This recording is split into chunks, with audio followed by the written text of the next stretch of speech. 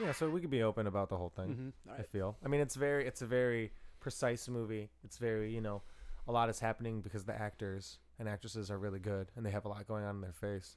It's really refreshing in that aspect where there's a lot of things I'm not used to seeing in movies these days. I mean, I've seen things like this, sets and costumes and characters, Oh, yeah. but how it's really still the whole time, but everything's happening and like every scene kind of matters and adds up. It was a really hard go pee movie. It's like, oh, I have to pee twice during this. I feel like if I miss 5 minutes of it, I'm gonna miss the train of thought it's on. Yeah, you never know.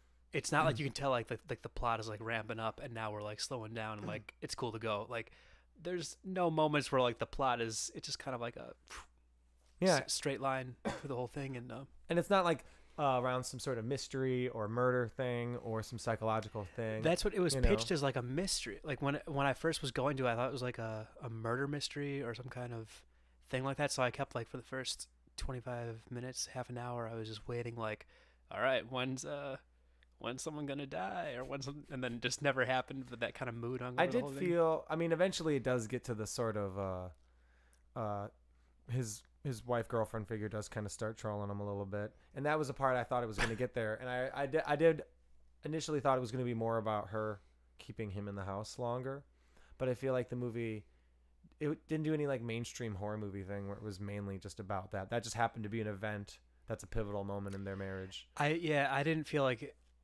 it's not around like there's movies where people get kidnapped. There's that like movie where a guy plays a writer and some lady kidnaps him because she's his favorite. She's his number one fan and she's like stalking him and she keeps him tied to the bed for the whole movie, and that's the premise of that movie. That's like a weird what movie are you God, I talking cannot remember, but it's fucking awesome. But there's movies that are like that where it's like I'm the evil girlfriend and I'm keeping you in this thing, and this thing was more about, man, I don't even know how I'm gonna say this. Fuck, Justin, what did you think about this movie? Let me collect my thoughts a little bit more. Well, I adored it, but I mean, before going into it, I knew I was going to love it. I love all his movies. Sure. I love all his movies. Paul Thomas Anderson? Yes. Yeah, There Will Be Blood and Boogie Nights and The Master. Magnolia? Are you a Magnolia fan? Yeah, I really am. It's really long, but I feel like I mean, I love long movies. People seem to have a problem with that, but if it's movie's good and it's got good pacing, I'll stick around because I like diving into characters when they have good actors. It seems like he wishes that he would have made that movie shorter. Mm-hmm. I listened to some podcast that he did an interview on recently, and it seems like he regrets making that movie so long and self-indulgent, but I don't know. Well, when I'm literally like arrows telling you how to think about the first 10 minutes of the movie. Yeah. It's like, look over here, and this character falls through the thing. And when I'm watching, I'm like, give me another 2 hours of this. I'll keep going. I want to know more about that side character. I mean, it's like in a day of Netflix, that would have been like 3 seasons of a show. Oh, sure. All those characters, especially if you'd gotten Tom Cruise in his somewhat ending prime. Mm-hmm. I mean, I love all the different characters and stories in there and how they. I mean, it's cool. People could. I feel like a lesser moviegoer would describe it like Pulp Fiction-y, where it's all connected, and it's similar, but it's not really like that. You just made the comment that anybody listening to this will just be waiting for. It's like, so I'm going to listen to. No, I'm saying it's. I'm going to listen to two pretentious white dudes talk about Paul Thomas Anderson, and he just used the word a lesser moviegoer. Like, as if we are this elite cult of this master, and we understand him, and nobody else will. Well, as long as we're the fat person saying we're fat, no one can really make fun of us. So I mean, that is a thing that I feel like you need to get, like, you need to get out of the way right away. I think talking about a movie like this, at least for me, is like, I don't want to act like I have any smart ideas to say about this movie. It's just I mean, anyone listening is listening to the Fortress of Solid Dudes. Yes, I feel like they know what they signed up for. It's not we can both bloviate for a while about it, but I think that there's just like so many. I mean, like the mainstream moviegoer who wants to go see Godzilla or King Kong or the Jumanji sequel. That's what I mean when I mean lesser view, or someone who's going to the movies more for, just kind of cliche movie tropes, popcorn movies. Yeah. This isn't a movie that has any of that. It's very different. I mean, the first few minutes of it's just kind of like appreciate culture and fabric. Did anybody walk out at your show? No, we actually. Yep, they did for me. Really? I went to opening night, so many people wouldn't know what they're getting into. I went to it on opening night at Oriental, and it was the late showings, like the 9:50, maybe 10 o'clock, and within the first 20 minutes, 2 couples had already walked out. I think they were just like, we're gonna go watch There Will Be Blood 2. I instantly was like, oh goodness. I thought, right away when it starts with the piano score and it's so present and it's like this really awesome jazz, Johnny Greenwood kind of thing, I was almost swept away by the sort of like, welcome to the world that will be your next few hours. There's, you know, it's kind of like they're sort of presenting you with the fashion. What is the character's name? Reynolds Woodcock. Reynolds Woodcock. You're sort of being presented to his artistic world and how he's got everybody as chess pieces around him. How everybody's like doing their job and they're all sort of being creative and working together. And there's this sweeping jazz music and they're very hoity-toity and have their rituals and stuff. I feel like almost instantly I was like, oh, this is what the world's going to be like. Wonderful. I just kind of fell in love with that. It was sort of like, oh, I haven't seen an old-fashioned movie in a while. Mm-hmm. Or, I mean, it's not an old-fashioned movie. It's a very progressive movie with the way they like tell the story and sort of throw the ideas and character development at you. But how it's like an old-timey like period piece movie. I mean, what years does it take place in? I think it's the 50s. Okay. So I don't know that they ever actually say, but judging by like the way the cars looked to me, yeah, it's like the this 40s seems or like 50s for this sure. looks like 50s, yeah. And almost right away, I mean, it's a really different performance for Daniel Day-Lewis compared to his other movie with this guy, There Will Be Blood, you know. I almost kind of fall in love with his weirdness kind of almost right away. It's just the way he's particular with his hair and his slow movements, and he's really precise. And you're almost kind of like, all right, I'm into this. This is a really different way to get into a character as opposed to exposition, backplot, and here we go. Yeah, I read in a review, I read somebody saying like this is much closer to his actual, like he's not getting in character as much. I realized like, wait, I don't know anything what that guy would be like. Like I only can think of him as his like, you know, 6 or 7 characters I've seen him as in movies. I've never experienced Daniel Day-Lewis out of character. So I thought this, I pictured him being more of like a big, like, you know, bravado kind of guy, and I pictured this was like a really tamed back, subdued performance, but Definitely. I could be wrong. I don't know. Yeah, you always kind of feel like he's a big brooding guy, Mm-hmm. big eyebrows. Just I talk like this. Yeah, It's just, yeah, you yeah, can't. yeah. It's. I mean, it's great though that you can separate him from his There Will Be Blood character, which is Mhm. almost like a movie stereotype voice. Like people make fun of Marlon Brando, Robert De Niro. I feel like as people get younger, they start making. There's a certain few age groups where people will make fun of the There Will Be Blood voice. They're like, I drink your milkshake. But it's cool to see him like completely not like that. I mean, he's still sort of insane in this movie in different ways. Yeah, But he's like- not the main insane person. When you said you fell in love with the character, that just was like not that- the like exact feeling that I had. I mean, like the acting, like, I could separate myself from the actor, but as I watch the movie, it's just like, oh, I love his take on this. Just the way he's moving and just absolutely, kind of looking absolutely. at stuff. But throughout the whole thing, at least after the first half hour or so, like when he's first like in love with the, whatever, Alma, I think her name. Yeah, that's her name. He definitely had to starts quick- off charming. I had to quick when I was coming up here on the bus because I didn't prepare for this. I had to quick like look up the synopsis again and remember the characters' names. That's the worst. Is like listening to a podcast like, and yeah, whatever that one woman. But Chewy or when he whatever, when he first meets Alma, he's like, you know, this weird charming guy, and then once the initial excitement of that wears off, he's the most loathsome character that I could possibly imagine in Yeah, the it's middle of kinda that movie. It's heartbreaking. just like, I don't think I've ever hated a character more than when she like wanted to make him dinner, and when he just like completely shits all over it. I could not endure how much I hated him. See, at that moment. I feel like I was on the other end of the table where I was totally with him, and I sort of liked the world he created for. I mean, I knew it seemed like he was like this big man baby who's having mommy issues, and he definitely created a creative environment he likes to work in with his somewhat like sister character. Mm-hmm. And he has this. I mean, it's never really about his family legacy, but they're obviously just very rich people banking off the past of their family, and like they're like rich people from they were born, and now they have their own business, and they're really focused on that. And then there's this really annoying lady who's trying to date, and she's nice, but she just eats her food really annoying, and she's just. You're trying talking about Alma. Yeah, I'm sort of. I feel like I was watching the movie more from the perspective of him being really frustrated with. I mean, I watched it and I saw he was being distant to her. But then I saw how she wanted to get his attention, and she's kind of like really a little bit more insane. And I was like, whoa, where does she feel like okay to be like poisoning this guy and trying to like trick him into doing things? And you get it. You see how him being really cold and bizarre and manipulative, questionably, starts to affect her.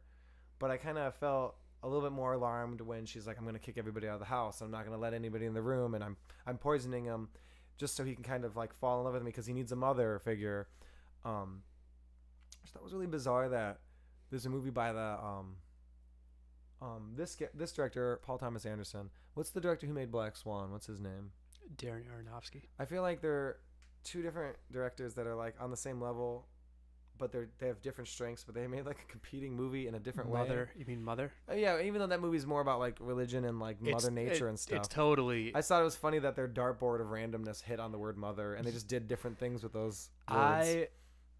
Right after I watched that movie, Mother, I thought it was great. We talked about this briefly. We're in the library. I thought followed it you was around the library. I thought that movie was great right after I watched it, and the more I think on it, I don't think that movie's good. It's okay.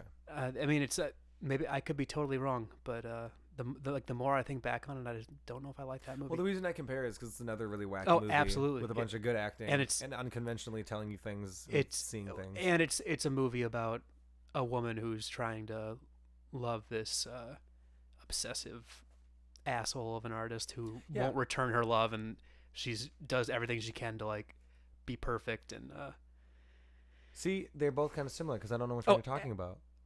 I'm talking about both of them. Exactly. Yeah. Well, I mean, that's how they're similar, and they're both made by these really wacky, like I've won Oscars or I've been nominated, but I'm not like Stanley Kubrick yet or David Fincher. I'm still like, for being directors who have tons of movies. And I'm really underplaying their talent. I'm not trying to act like either of those are like, you know, portrait of the artist as much as like those are the kind of characters that maybe like somebody who is that kind of auteur director, kind of writer director kind of guy. Those are the kind of characters that they might write as like, I don't know if these are good traits about myself or bad traits about myself. The fact of like, you know, just how distant those guys are in both those movies, or how obsessed with their own genius. Well, the movie's they about probably artists, you know, because one of them is a writer and one of them is a guy who, I guess, creates clothing. They both directed and wrote both those movies. Yeah. So I mean, like they're kind of writing about these really torturously obsessive men, and who are impossible to live with and impossible to I think get any genuine affection out of, and how that drives them crazy, and well, at least drives their wife figures insane. Yeah, but what I think makes Phantom Thread better than Mother to me is that by the end of it, there's like a different kind of redemption that I think the Daniel Day-Lewis character gets. Yeah, for sure. I mean, it's a little bit unexpected and kind of insane. I feel like that. I didn't know that it was going to end on the kind of I'm being poisoned again, but I'm totally into this. I was just like, where's that coming from? Oh, I thought for sure it was going to be like it end on like a brutal murder moment. I was like, is he about to just go over there and like smash her face in? And I was just like, it had this tension that, I mean, you could definitely see in a lot of scenes that his character was really mad about stuff. Like when she initially kicked everybody out, he was just kind of sitting in the stairwell like, well, I'll need a minute to collect myself. You could tell he just wanted like to bash the wall in, which I thought was cool. I mean, I feel like that's all stuff you think about from his other characters. But you could just sense that this guy had sort of this little boy conniption fit on the inside all the time when things like that would happen, when his world was like directly affected. Oh, yeah. I thought that was pretty cool because it's like the madness within Daniel Day-Lewis, but in a different way. I mean, but in the same sense compared to There Will Be Blood, where it's really quiet and you sort of have to like read his face and how he's just holding his jaw sometimes, just gripping his jaw or something like that. Well, that's a thing that I think there's plenty of people who hate There Will Be Blood too, but I think that's what you got to be doing when you're watching either of those movies. If you're gonna get through 2.5 hours or whatever There Will Be Blood is, or 2 hours or whatever this movie is, if you're gonna like be enraptured for those 2 hours, 2.5 hours, I think you just like watch the characters' faces. Like you could just like the slightest twitch of an eyebrow or from Daniel Day-Lewis is just like, man, I just want to watch him do anything. And it's like the scene at the end when he's we can talk about this. Yeah, that's for sure. Okay. I basically kind of just laid out all the main scenes of the movie. I mean, when he's chewing those bites of that omelet at the very end of the movie, I didn't know if he was gonna swallow it or not. The look on his like the face, like I thought he was gonna spit it in her face. I was like, movement, what is happening? The movement of his jaw is just like, I wish I knew when they wrote this. Did he just say like, all right, so you got to chew this omelet really weird, or if Daniel Day-Lewis is just like, this is how I would chew this omelet in this moment. Therefore, it's going to be interesting. Oh, dude, I didn't even watch trailers to this movie. I just heard interviews on NPR every now and then or something like that. And Paul Thomas Anderson said that what he really likes about working with Daniel Day-Lewis is that he'll take any dialogue you give him and just do the completely craziest thing that you just don't expect. But it's great because that's just naturally who that guy is. So he's just like in awe watching this guy as he films the scenes because he's just doing things. So I think that you could almost look at the chewing the poisonous mushroom as the I drink your milkshake kind of thing, but of that movie where it's like he's doing some crazy shit with just words on a paper. It's a visual movie. You're seeing him. You got nothing else to go on but him. So he just chews it up and has a blast. He said about the character from Gangs of New York. I don't even know what moment he's talking about, but he's like, because who really wants to watch that movie? I actually love that movie, but he said. He's like nobody besides Daniel Day can something about like the way he like kicks out his leg with a walking stick or something. Like he's like nobody would have done that besides him, and those are like the kind of things. It's just like when you're watching like who else would have done that, but it's so great. Yeah. And, I don't know, like when that last scene,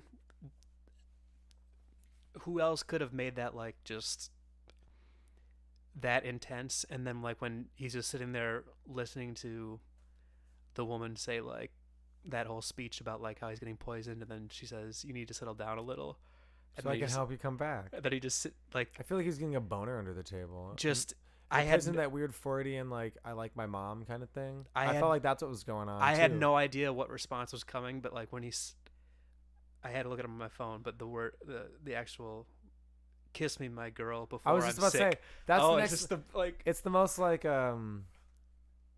frankly, Scarlett, I don't give a damn. But of that movie, it just ends on this kiss big me my cheesy girl ass before like I'm sick. Just this old like timey movie that we started on. It just wraps it up with some full time, and it's sort of like Paul. And I realized when I saw that scene, it's sort of like his Singing in the Rain weird love story or Gone with. It was a very Gone with the Wind. That's what I mean, not Singing in the Rain.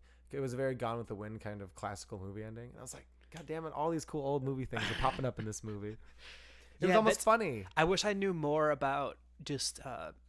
Movies in general, because it seems like there were a lot of allusions to other people's work that kind of, it's like I can tell he's referencing something here, but it's going over my head. I mean, definitely like there's that little like peeping through the whole thing that like clearly that's supposed to be talking about Psycho, but I have no idea. I mean, I feel like there's a fan now, but I feel like that scene's really going on. I feel like he gets frustrated in that scene because in the scene they're in his house and they have like that particular upstairs room that's designed so they can have like a long hallway between two rooms. Women can walk in as like a fashion show to his rich benefactor friends because it seems like that's how he was paid, is that he just had a lot of rich customers. So they were doing a fashion show that was like for waitresses, like some of the costumes that they were designing were waitress costumes and some of them were like for dresses. And they had like a number 12 or a number 7. So that was their little auction of rich friends. And he sends out his girl, or he sends out, what's her name again? Damn it, I just saw this movie. Alma. He sends out Alma first, and she's walking through, and he goes up to he's trying to rush the next person, and he gets her done, and he's like, oh goodness, I'm glad I did that. And he goes to the eyepiece, and then she's walking down the hallway. She stops at the eyepiece, and it's sort of like she pauses and looks at it, and as she's walking away, she kind of keeps looking at the eyepiece. So I felt like the eyepiece is initially supposed to be his way of just seeing what someone out in the catwalk or his personal catwalk would see. Mm-hmm. Like, oh, here's my costume, and I can see people looking at it and going, oh, look at the costume. That seemed to be his artistic side. He likes seeing his dress on people and going to the party and just seeing the dress be worn for a night. Like that's his like movie premiere or his album release, is just endorsing his clothing at events. So, but he also kind of is like falling in love with this girl, and then at that point the movie wasn't so mean to her yet, but it was kind of like you were seeing how the divide was going to happen. But he just wanted to rush to see her and be like, oh, that's the lady I like. And I got to see her. And by the end of the scene, he was trying to rush somebody, but the costume wasn't working. And then he realized he missed her, and he was really mad. And then the next scene, he was super mad about it when he got in the car. And he's just like, oh, I'm really upset. That was really rough. And I'm kind of mad I didn't get to see you in all my costumes and see people. And she's like, do you want me to drive for you? He's like, okay. So I feel like that was where that rift began. Or you could say that thread. Oh, because I mean, at the end of the movie when it did the titles over, like, hey, by the way, the movie's over, credits, and I thought that was pretty cool. I was also like, oh, I guess she was the Phantom, wasn't she? And she was threading herself through his life. Is that? I was like cheesy. Well, yeah, because I don't know. That's what. he Is was that like, what the title is referencing? This? Do you think it? well, he's like a bachelor, and he was like, I've always liked this bachelor lifestyle, and he's like sewing his name, Yeah, people's names that's into another part clothing I and love stuff. was when she says something like, "Why aren't you married? Like you're an attractive man. Why aren't you married?" And then he says, "I make dresses." Like, is it like that's a natural answer? Like, I couldn't be married. I make dresses. Like, how could I have both those things? Like I have this obsession with dresses. How could I be married? Yeah, Like, and never does he say it's because I'm flamboyant or gay or anything. He's just no, like, no, no, no. That's not what he's I'm. just That's, like, no, I know that's yeah. not what you're saying, but like funny things like that could mean anything. It's just a very like, I make dresses. Why would I? like. I love when he's sick, by the way, and he has purple socks. That was a chuckle of character. And she just wraps the blanket around his purple socks. It's just that's why I loved, but like that he didn't even like think he was like giving a like non sequitur of an answer. He's just that was the natural thought he had is like I couldn't devote myself to anybody. Like I already have my thing. Yeah, you know, for and that's sure. just, like and that He says stuff like that later too. He's like, when they decide to be together, he's like, or when he decides to marry her, he's like, we're gonna get married. I have a lot of things I want to do. He's like kind of like I mean, it was like a little throwaway line, but even that, I was like, oh, he's just delivering gold on all these different lines to his character. But yeah, he's like, I'm a bachelor, and he's sewing his name and things like that into people's clothing. And he said that he made that one princess's dresses and stuff her whole life. And then when he gets sick, or she makes him sick, she goes to help finish the dress, it seems like. What she's really doing is she's ripping out the name, but he changed the name, and it was Never Cursed or whatever. Yeah. Which I thought was like a nod. I don't know that he changed the name. I think that or that was just another part of it, maybe. I think he like sews little hidden messages. Like his name, like that the brand is But not she the same ripped thing as out. She ripped out the Never Cursed. Yeah, yeah. I think he like saves or inserts like hidden messages into the fabric, and well, I that's mean, what she did that, and that means a lot of things. Like she's playing a part in his life. She's like being his Yoko. She's taking care of his thing. She's also getting rid of a part of his aggressive artisticness. Like, oh, he's a bachelor and he does this. Well, not anymore. This is kind of how I looked at that. But I didn't know. Did she rip it out and not put it back in, or did she didn't just put want it to back see? in. I mean, she ripped it out. Like That's I was like, kind of like, that's aggressively wrecking the dress. so that was Wow. for sure what the point of that was. I Yeah. thought she just wanted to see what it was. I thought she was like so curious. For sure. That's how, I mean, that's what you discover is like, oh, that's why she's in this scene helping them. So she's not helping. She wants to discover his little artistic, she's getting into his mind when he's out for the count, and then kind of like getting rid of that thing. And, you know, it's controlling because he might think that's there forever, and he doesn't know that that's gone forever. So this part of his art is now poisoned by her. You know what I mean? So yeah, definitely. I feel like the movie's about marriage in a lot of weird ways. You know, especially it seems like the I'm eating food and being annoying motif popped up like 2 or 3 times at different parts in the movie. And I mean, I used to live with someone for like a year or so, and I definitely was like laughing my ass off about that. I was like, that is so true. I can't tell you how many times my exes have eaten things that annoy the piss out of me. Seriously. Nobody in the theater was laughing besides me. I felt I like had a blast. I thought it was the funniest. Like there were a ton of funny moments. Not like actual.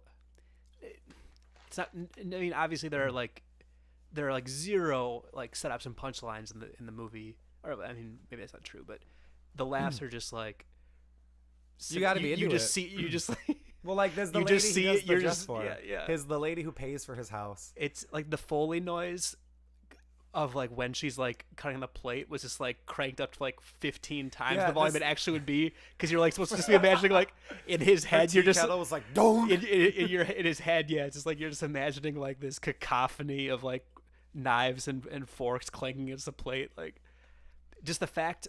It makes you wonder if Johnny Greenwood did the sound effects for that part. I don't know. Part of the music soundtrack. Part of it, but what it made me think of is like when I'd like be at my mom's at my parents' house, and I would be like trying to read a book or trying to like do anything solitary, but like every little you just hear like every single little noise. So, like for him, he's just trying to like have his peace, like get his mind ready for the day, draw a dress or whatever. And then you hear like the scraping of toast is like. Well, yeah, I mean, I know that she's right. She's like, he's rather fussy. I don't know why he's got to yell at me about that stuff. And his sister's just like, don't fuck with my brother, man. We got a business and this is how we do it. She's like, yeah, but he's being like kind of a baby. And I feel she's right.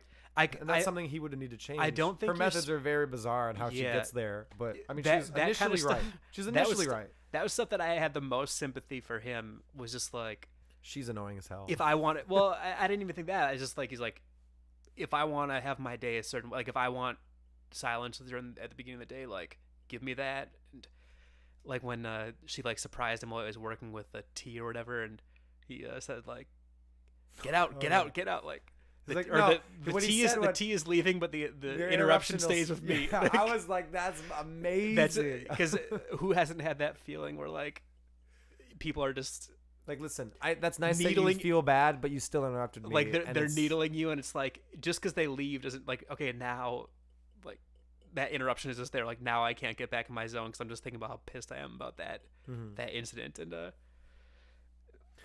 that's you. I don't know.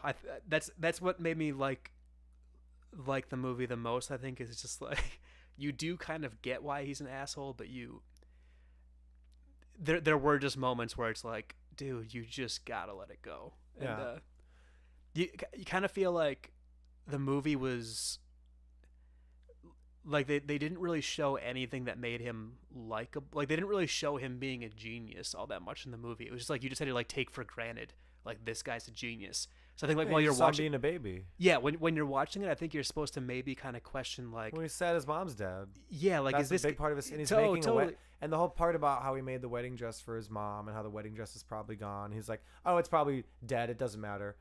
But it did matter, and then he's making that wedding dress for that princess lady, and I feel like it was kind of like a whole thing for him.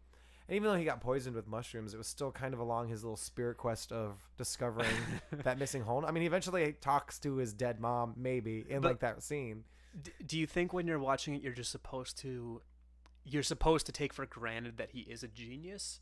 Or do you think it leaves open, like, what if he's just a pretentious dick and, like, makes dresses for rich people, but nobody really gives a shit besides, you know, people who just like he's just like, you know, kind of a name. I don't know any fashion designers. Well, he definitely is. He's really like romantic-y and flirty, and that's why people like his dresses because he makes them feel like stars. Yeah, like what if he's just an A-list name, but like, are you supposed to just think he is this genius who deserves to be treated like, you know, like royalty, even if he's gonna? I think that doesn't matter. I think that you're just supposed to. I feel like he's a genius. It's not really important if he's a genius or not. It's mostly about like the creative process of how he creates art and at the same time falls in love and how that I don't know. I feel like it's more you're just supposed to just be like, yeah, he's good at stuff. It doesn't really matter, you know, because it's not really about, you know, we don't see any montage of him winning awards and climbing the social ropes. He's already social rope guy. It's more about his weird obsession and need for like some sort of woman. And at first he thinks he just needs some woman for a figure. Like they're like, oh, you're the perfect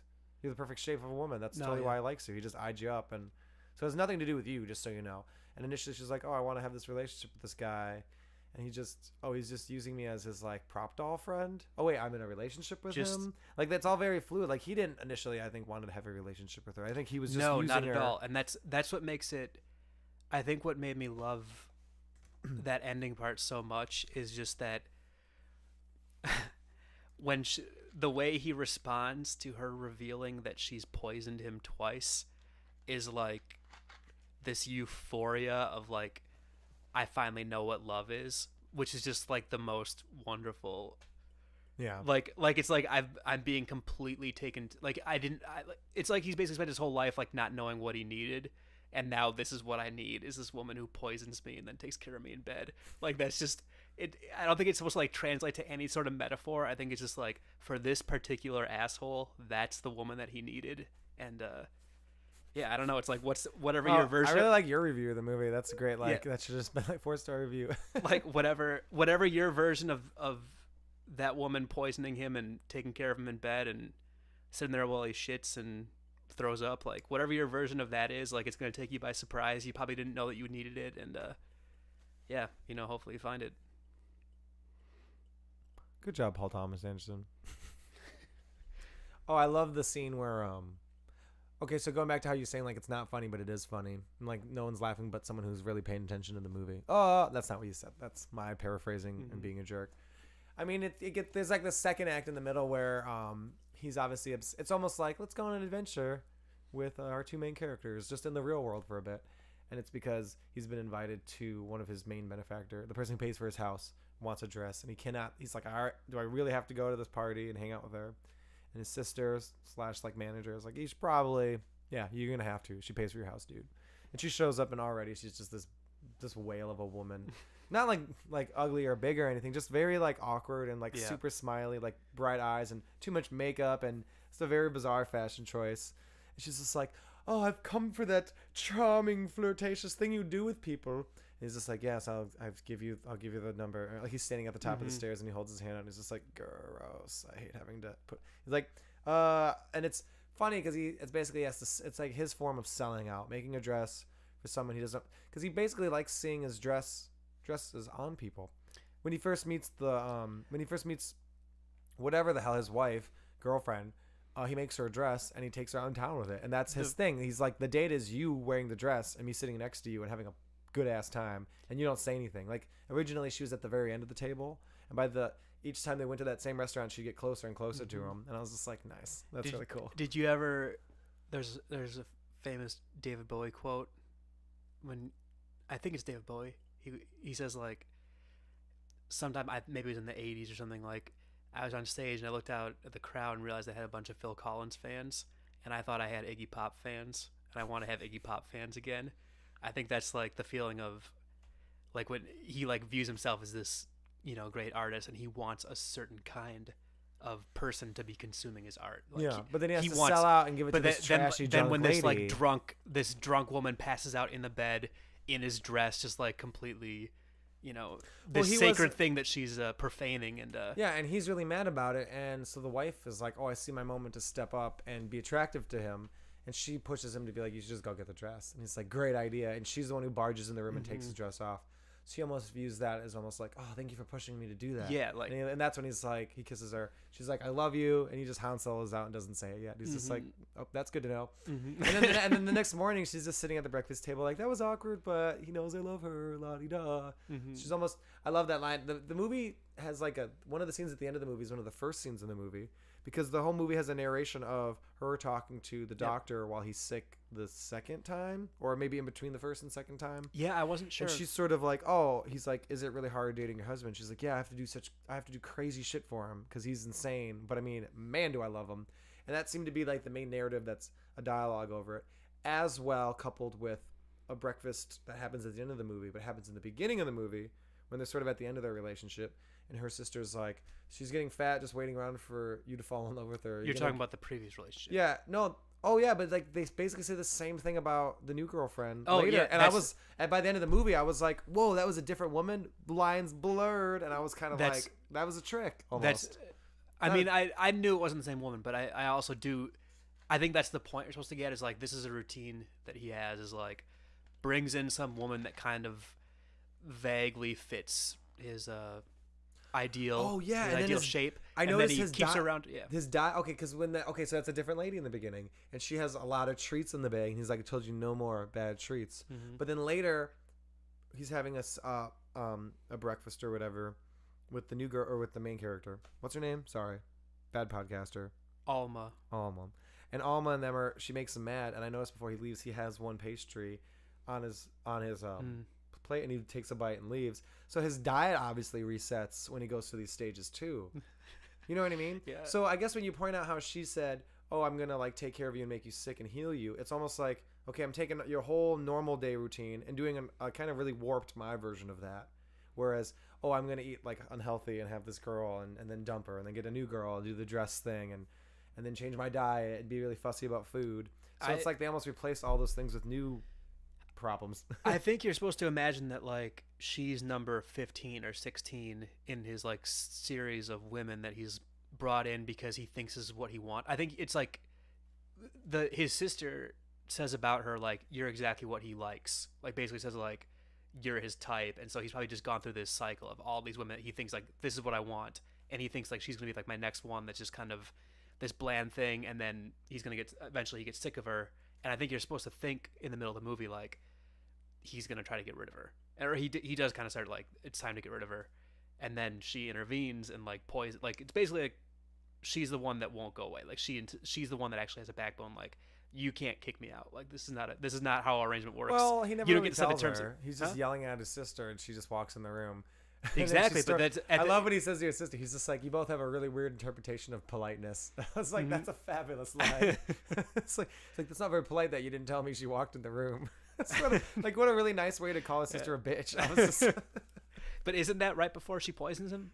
The second time. The first she Is that poisons the first him. time? I thought she poisoned him once No, she finds out that he's gonna kick her out. That is after the first time. Way later after the first time. She poisons him the first time, and then later on is when he decides that he's gonna kick her out.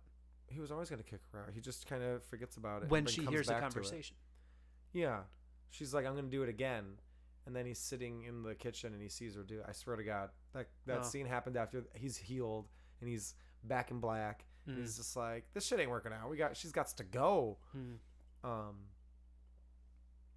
But they were married. Like, yeah, but this is like the worst podcast. Like, we're no, just it's like, not. I swear, because he says, "Sister, I made it." He's like, "I made." It's not the worst podcast ever. No, please subscribe. this moment. I'm saying this is the worst conversation we having on a podcast. Like, what's the series of this movie that we're supposed to be like explaining? Well, right no, now? but it did happen after the first one, and he's married because so he was married when he was telling his sister that yeah, he because he wanted starts to get the conversation. I have a life, and I've made a great mistake. Oh, okay, yep, all right. Especially because when he proposes to whatever the hell, I keep wanting to say Lolita. When he proposes to his crazy dress lady, when he proposes to the Mushroom Princess, so many nicknames. He's just like, there's so many things with my life I want to do. So I feel like going back to the sister, he's like, no, I'm not clouded.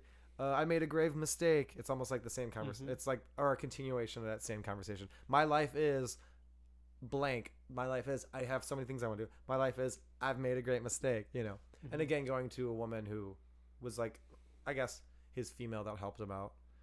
His sort of sister, or possible. I think she was his sister because he referred to his mom as mommy. It was definitely his sister. What I mean older though sister? I don't know. What I felt like she was older. She seemed to Probably. be able to backhand him around a little bit. what I guess my thought about the new wife character Alma is that she sensed though that like he was getting bored of her and that he was going to send her away. Mm-hmm. And then she just decided, like, nope, that's just not how this story's gonna go. Like, I'm gonna do whatever I have to do. So like, I'm gonna poison him, and then he's gonna love me again. And then when he starts falling out of love again, that's when I'm gonna poison him again. This is gonna be our arrangement, and this is how it's gonna work. If he ever gets out of line, I'm gonna poison him. I'm gonna tell him he has to settle down, and And he's gonna get really hard off of it because he was like smiling as he's puking up, and then he's like, "Please leave before I vomit. I love you." He's by the toilet, by the way, and he has a bowl, like a circle bowl. Yeah. At first, that's gonna puke and just jet straight off that bowl. I was like, that's not a good choice. Just open the toilet, dog. I loved everything he wore. Man, he looked pimp as shit throughout this movie. that On the skiing trip, that outfit particularly, with the little hat and his glasses, I was like, hoity-toity. that dumb outfit he comes in on that yeah, it's the purple meal thing. the meal that she made for him, and it's just like he looks like super sharp the whole movie, and then he just walks in this ridiculous like shirt tucked out with a vest and just that was stupid purple shirt. And I didn't know if that was like home attire or if he just like upsetly dressed himself, or if that was his version. If that's the director being like, yeah, he's a little kid and he's just put on his weird socks that are hanging off his toes, and he's the whole. Like, I mean, come to Junior. Meh. The whole movie, he's just being. I mean, he's just a passive aggressive asshole. So like the passive aggressive man baby. I mean, he's not gonna say that it's bad. He's gonna act like he enjoys it, but he's just gonna like come in. So who was the Phantom Thread? Was it? So never talk about Never Cursed. I feel like. What do you think that I thought it meant that that the things he put in the dresses were like things that he admired about his mom. Like he was saying like she never cursed, like she was like such a gentle, like because he always talks about like how she's such a remarkable lady. I thought it was like probably stands for his mom because she replaces what his mom meant to him, or she takes the mom role by helping him get better and taking care of him and stuff. I feel like, but that's the thing that Never Cursed refers to, like when he's putting it in the dress. Mm-hmm. What did you think that meant? When he's putting it in the wedding dress, like what do you think the phrase itself meant? It was hard. I felt like never cursed might be like he's never cursed by a relationship that holds him down from his artistic stuff. Is kind of what I thought, or maybe never cursed was just a nice wedding wish to that lady. Is probably what it initially. So yeah, I thought for sure it was just supposed to be one thing. Well, what do you think it is? I had 3 ideas. What was yours? I told you. I thought it was that he was taking little things about his mom, like little attributes, like that she never cursed, and then he was like sewing it inside those dresses. Oh, that's totally So, what like, it is. I Good thought call. like that was just one that we just had. It's like I don't think that it's supposed to. I mean, maybe it is. Maybe it's supposed to have more significance. But you mean it? and- Yeah, it could mean. I thought it nothing. was just like we just happened to see one little random thing that he put in there, and maybe like the next dress it was No, I she think you loved got it. this, or I like think the you next got dress it. was like she smelled like this. Like it's like this weird like thing he's obsessed with his mom and everything about No, her. it makes sense. I have her hair next to my heart and never cursed. Yeah. Is like something that trails her footsteps because it was at the end of the dress when she walks. Like I think he's you because got- you he's got in the it. movie. I would have He's never like known this. that. Thank you. He's this like explosive. He has these moments that he must at least Well, he be a doesn't little curse. bit ashamed Does about. he ever like swear? He definitely yeah he has that stupid. Oh yeah. He says he. A tinker's fucking. I thought curse. I told you. Oh, I love it at the party when he's the doctor's like, "Can I examine you?" And he says, "Fuck off." Yeah. And then he sees him in the party. He's like, "I believe I owe you an apology." He's like, "No, it wasn't that big deal. I've seen worse." And he's like, "Really? Have you seen worse? I told you to fuck off." And then, but he's kind of also saying it like, "No, I'm telling you again to fuck off," but not really telling you. And then immediately they have to walk into the next room, and the doctor's like, "Oh, I guess I have to walk behind him. This is awkward." That was a very funny scene. Another one of those. He's a great actor. Well, hell yeah. So you like the movie overall? Thumbs up. No, yeah. I don't have a. Oh yeah. I don't really have a rating system on the podcast figured out. But you enjoyed it. I enjoyed it. I thought it was a nice little film. Yeah, I loved it. I think it's becoming like a thing that people hate is like the white dude that is obsessed with Paul Thomas Anderson. But I mean, What do you mean? I just live in my room, my very tiny room. That I was just reading. There's a piece on some I can't remember some like satirical website. It was a woman saying like, "Thank you all the white men who have explained to me who Paul Thomas Anderson is," and she basically like goes, the whole article is like, just making fun of guys who have like raved about Paul Thomas Anderson to her. And I was reading it, I'm like, all right, I get it. It's like, it is kind of like an annoying thing to be obsessed with. I mean, like it's a Wes Anderson love craze for indie. Like the kind of people, that's like, all right, I get it. Like who gives a shit that you love this director so much? But I also like, and I would imagine his fans are predominantly very few people like the guy who made Black Swan or Paul Thomas Anderson. Yeah, there's on that level. There of is a awesome thing. Filmmakers. Yeah, I mean, fuck it. There is a thing that I think you have to just like, even if he does probably have some really obnoxious fanboys. I mean, guys making some weird ass shit in a Yeah, world it's of like- Avengers movies. yeah, And don't get like- me wrong, I love those Avengers movies, but that's not like Phantom Thread or Mhm. Mother or anything like that, you know. And it's not normal movie tropes or big explosions or third act, second act kind of things like that. I mean, there are Yeah. third acts and stuff in this movie, but yeah. I mean, hey, Lady Bird was cool. That was made by a chick. There'll be some cool chick directors soon that'll like own the throne. oh yeah, I mean, but then that's what I that'll mean. be- It's like that movie. She wrote and directed that movie, and that movie is so good. And it's like, it's a thing to. I think it's like a thing to appreciate, and it sucks that usually that's historically been a thing that white dudes do. But yeah, I mean, Well, edit this out of the podcast. I feel like this is the kind of thing that doesn't that doesn't resonate as well. But the I mean, you could just wrap it up like, why it's really funny that people, you can consider this director as like some annoying white guy director in a world where there's only so few cool female directors, especially a movie about fashion and mothers and stuff. But then again, maybe that's the weird clash that's happening here, is that these movies are about directors who are talking about, or those Mother for particular, the other movie we're loosely talking about, and Phantom Thread are made by weird guy directors, like semi-Oscar winning dudes who are trying to look at art and creation and where they come from. And a lot of those themes have weird male views on feminine characters and traits. So it's weird because you're just seeing the outlook on feminine ideas through like really manly artsy stuff, and that's a weird thing. I think It's not a bad thing, but it's weird because I think- you don't see that too often. I think women who are annoyed by guys who love this movie think that the movies are like praising the main characters, but I think it's the opposite. no, and I think we the- are in the sense where we like the actor's portrayal, but we don't like. But I think Jenny there Davis there being are these people. guys kind of like there are guys who watch Mad Men and like Oh, they're- and they think they're good people. yeah, there are idiots. There are idiots who like don't get the point of Mad Men. Like they'll watch Mad Men and be like, yeah, like they're all dressed, or like Sopranos. Like you're not supposed to like think they're good people, or like No, it's supposed to be really they're like those. Yeah, tension drill. Don Draper, he's awesome. Like that's not what you're supposed Frank to. Underwood's a great guy. Yeah, like he's a great president. That's not the point. It's like, so yeah, I think people are also just annoyed in general by like prestige drama and like how it's just all about, sad asshole white men. But I think it's well, I mean, I think there's a point to those shows that like it's valuable to show that like, hey, even when you kind of like have everything and you're privileged, there's a misery that you can't shake until you figure out how to not be a terrible person. And that's, you can find that with Reynolds Woodcock and Tony Soprano and well, yeah, okay, so these are all, I feel like that's the problem, is whereas we were talking about like a really cool bizarre lovey sort of love meets fashion meets sort of like meta weird thriller film, but now we're comparing it to what people might get confused with, which is like Netflix culture, but all these shows that are sort of like Mad Men or Breaking Bad or House of Cards, which are all great shows, but they're all about sort of like white guy anti-heroes. And I mean, and that stuff has played a huge role in affecting television, but now it's kind of changing.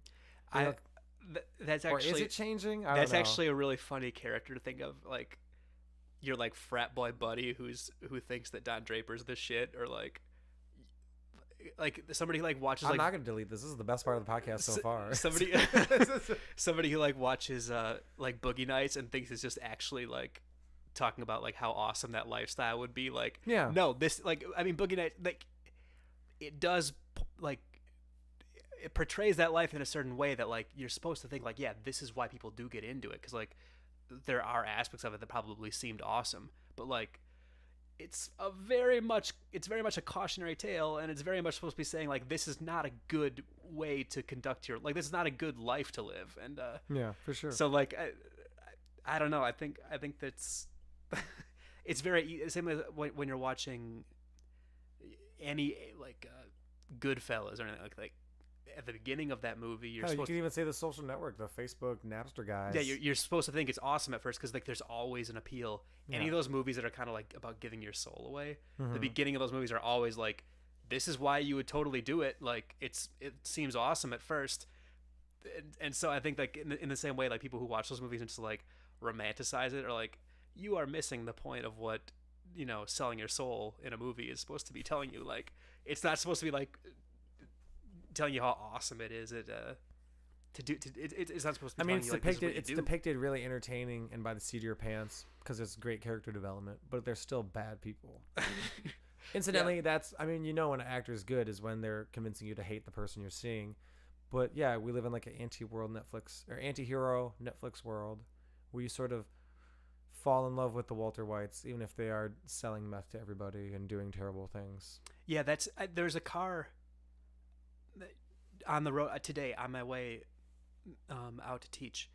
There was a car and the license plate said Heisenberg on it. That's brutal. I was just like, what a douchebag. Like who, like that's how they're watching the show. I mean, obviously he's one of the best one of the best characters ever, but it's like, who's watching the show and being like, yeah, that's my role model. Like I'm gonna put that on my license plate. I mean, I get why they do it because it's funny and ironic, but yeah, it's a fine line you have to walk with enjoying. Like if we're gonna use Breaking Bad for example, Heisenberg is this real,